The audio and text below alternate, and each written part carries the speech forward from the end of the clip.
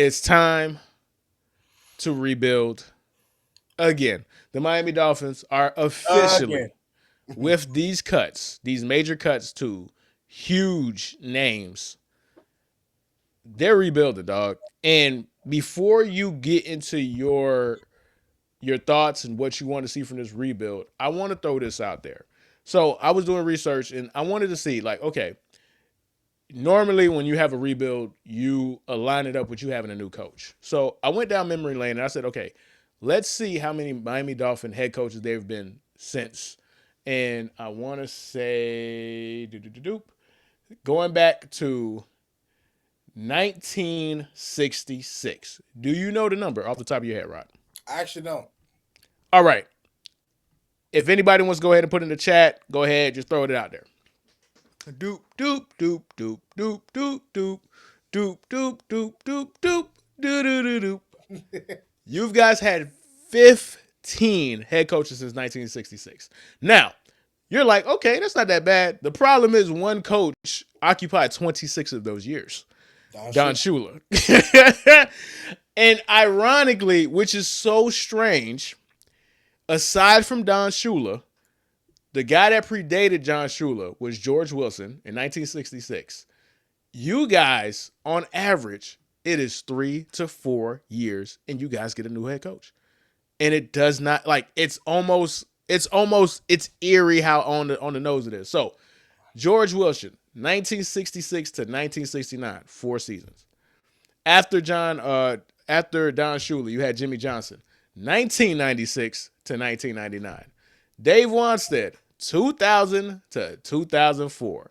Then you had the interim with Jim Bates, obviously, and then you got Nick Saban. Nick Saban Two was years. was an outlier, but now you got here we go. Cam Cameron, 1 year.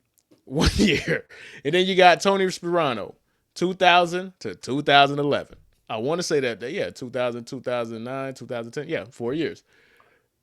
Joe Philbin, 2012 to 2015. Sleepy Joe. Can't forget Sleepy Sleepy Joe, Joe, man. 2012, 2013, 2014. Yep, 4 years, bro. It Adam Gase was 3 years. Brian Flores was 3 years. Mike McDaniel was about 4 years. And here you go again, 4 years. Like the Dolphins are every 4 years you can put your money on it, dog. The Dolphins are gonna rebuild, bro. What do you say about that? Yes, True Blazer. Don Shula is rolling over in his grave. That is Yeah. facts. That is facts. You know what, Herbie? I think what probably hurts Dolphins fans more than anything is that we've been doing this rebuilding thing for like 30 years. And Literally, literally, literally. and the New England Patriots actually got their rebuild right. Even though they didn't win the Super Bowl, they got there after Yeah, 5 years. yeah, Right? Like so it's Herbie. Even a broken clock is right twice a and you day. can't even say 5 years because it's based off on when they fired Bill Gerard Belichick. Mayo. Oh yeah, Gerard Mayo. I'm sorry. So no, based off when they fired Bill Belichick. So Belichick. this would you could say it's a second rebuild, Right. if you want, but still, it's been 3 years. They already went back in 3 years. Two really? Because it was what's the name's first season? Mike Vrabel's first season. So 2 years after firing Bill Belichick, they went to the Super Bowl. The Miami Dolphins have not won a playoff game in how long? Since 2000, Herbie. Since 2000. Since One, 2000, Herbie. this is great. Every 4 years, Rod. You like put like this. If I do a future bet on Hard Rock app right now, I would the odds would be -1,000. I'm not even gonna make some money if I took the bet. With the Miami Dolphins rebuild in the 4 years, it's a guarantee almost based Bruh. off of history. Well, here's the thing. Well, Herbie, here's the thing, Herbie. At the end of the day, you got to think about it like this, right? The number one thing that people want for their organization and their franchise is stability, right? But here's the thing. You don't want stability to be mediocrity, Right. right? So the Dolphins have always been in this position, and honestly, Herbie, it's in large part due to who we've had in the front office too. It really starts with it. We've had mediocre GMs. We've had Jeff Ireland, Mike Tannenbaum, Mm-hmm. but Chris Greer. Like we haven't had GMs that really draft talent that hits the ball at the park. So we'll see what happens with John Eric Sullivan now, and now in the building, Herbie. But when you look at the way the Dolphins have constructed teams, when you look at the way that we attacked free agency, the former philosophy for team building where we try to get that big fish free agent. We just went through the list of guys that were notable releases, Herbie. Wasn't many, Herbie, because a lot of guys come here and don't even do anything.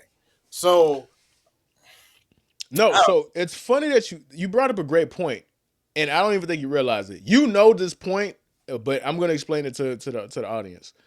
You said the mediocrity of the GMs. That's the main problem because the GMs get such a long leash. So somebody who's mediocre has an eye for mediocrity. Like Chris Greer was what 15 years. So you got one guy who's bad at his job being bad at his job repeatedly, which is how you end up with a coach every 4 years because he doesn't know how to pick them.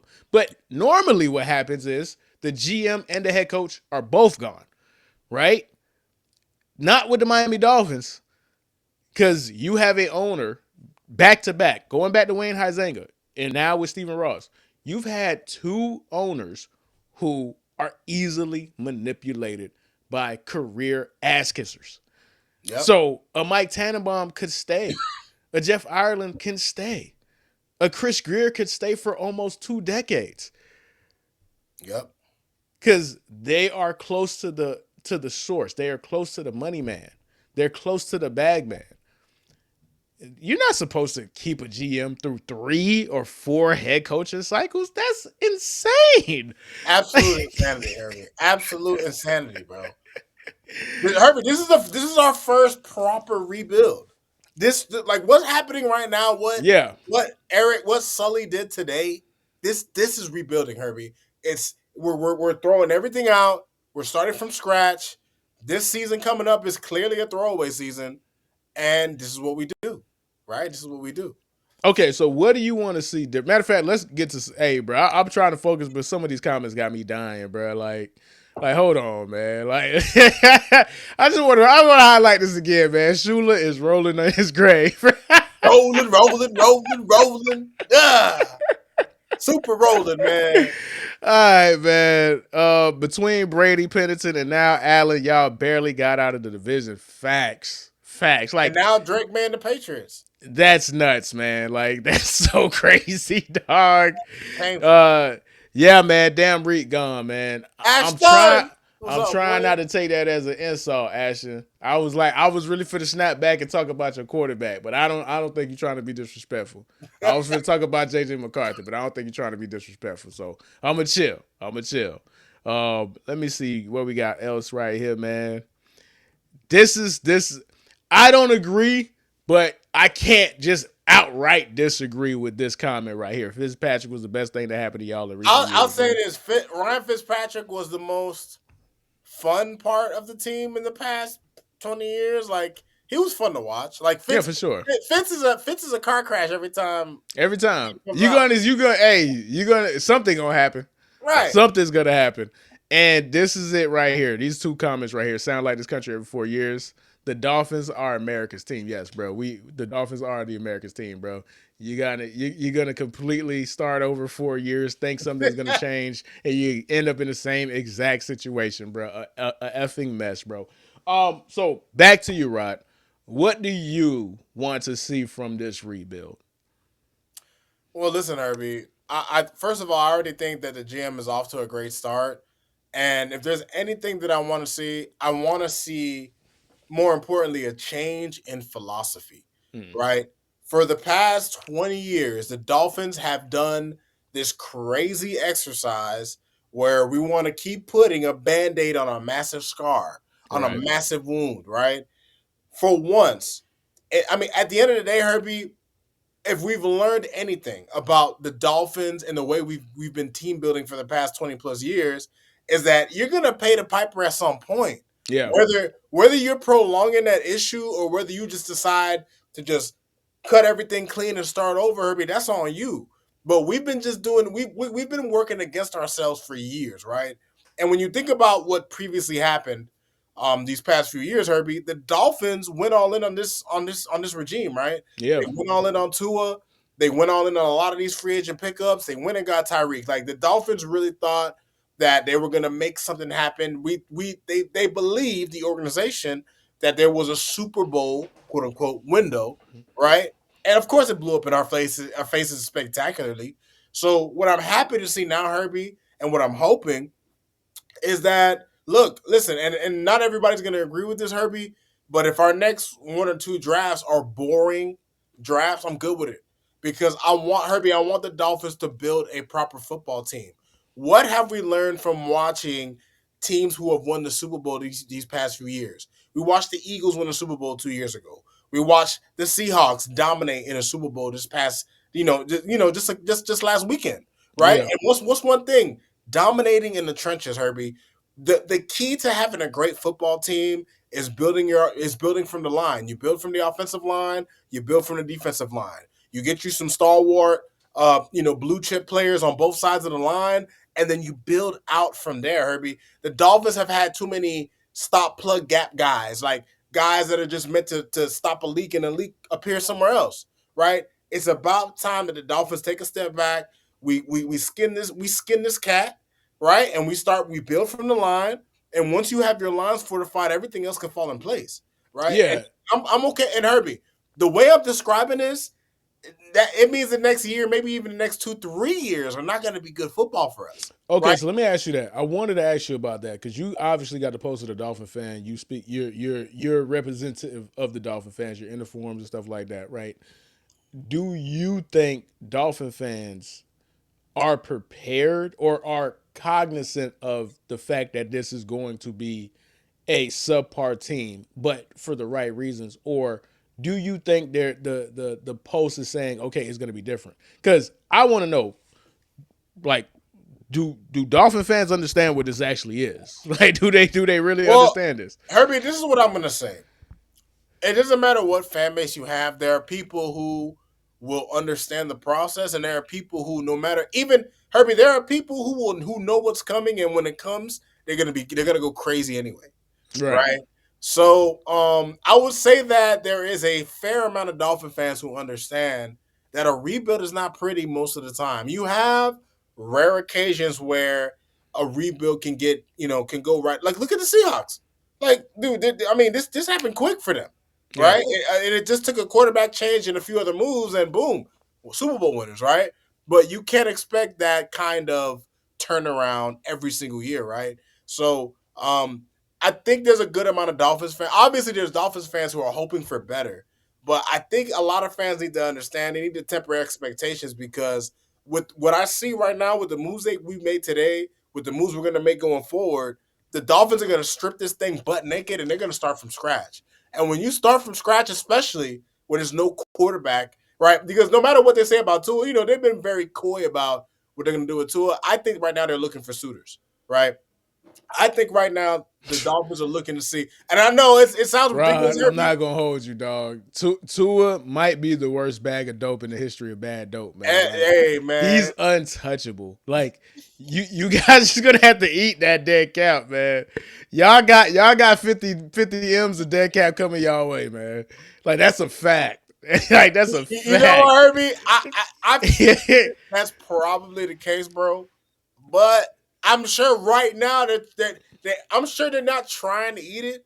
They're trying to find some Of sucker. course. They're Of trying to find course. a mark for Tua, Herbie. But in the event, even in the event that they don't, Herbie, whatever, regardless, next season is going to be an ugly season for us, bro. I'll say this, and we could go ahead and transition to our last point, which is the draft part. But I'm confident that they got to the point where they realized there's no way to get off of this. So we have to cut to it. So if we're gonna cut to it and we're gonna eat $50 million of dead cap or whatever the number was, I forgot because I'm pretty sure they're gonna try to spread it out between 2 years. They're like, we might as well get all the dead cap in 1 year, right? Right. Like we're already 50 million with between if we're gonna be 50 million, fuck it, why not be 100? Right? Like, hey, why not be 100? Tyreek, you're gone. Bradley Chubb, you're gone. Dead cap, dead cap, dead cap everywhere. You get a dead cap. You get a dead cap. We get a dead cap.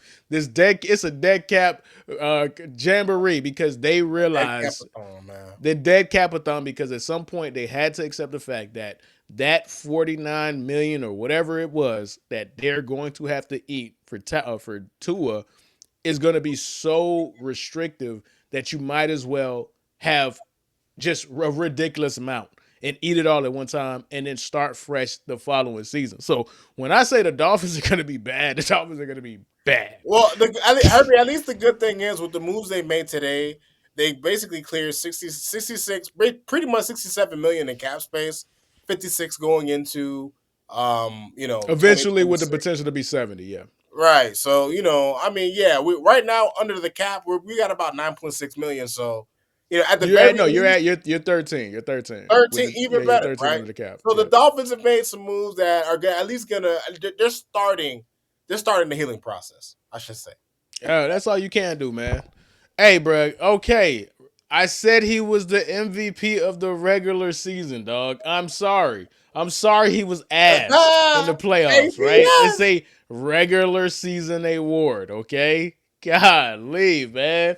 We ain't gonna talk about some of your freezing cold takes. Like we don't have to bring up everything you said about the Bills and them going to win the championship. We were here. We remember those too. All right, man. Definitely here. So speaking of time to rebuild, man, the only way to rebuild, the best way to rebuild, the most honest and true and tried and true way to rebuild is through the draft, man. So, Rob, man, let's talk the draft, man. So this is gonna be not too in depth. We got plenty of time to talk about draft prospects.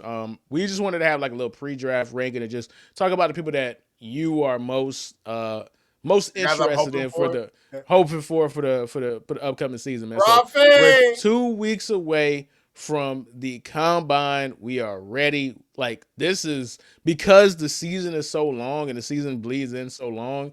There really is no off season. We're 2 weeks away from the combine, dog. It feels like like I said at the beginning of the show, I was It keeps joking. going. It keeps I going. was joking, but dog, like I need time to breathe, bro. Like, can I breathe? Like, so let's get right into it. And big shout out to the homie Ralph. You already know, man. One of the OGs of the chat, man. One of the OGs of the chat, Hey, man. We chat was appreciate jumping everybody. today, man. Chat is Shout out jumping to today. We y'all appreciate boys, everybody, man. man. Thank y'all, man. Yes, Hit the like, sir. hit the comment, throw some hearts, do all of that, man. We appreciate y'all for rocking with us because we were rocking with y'all.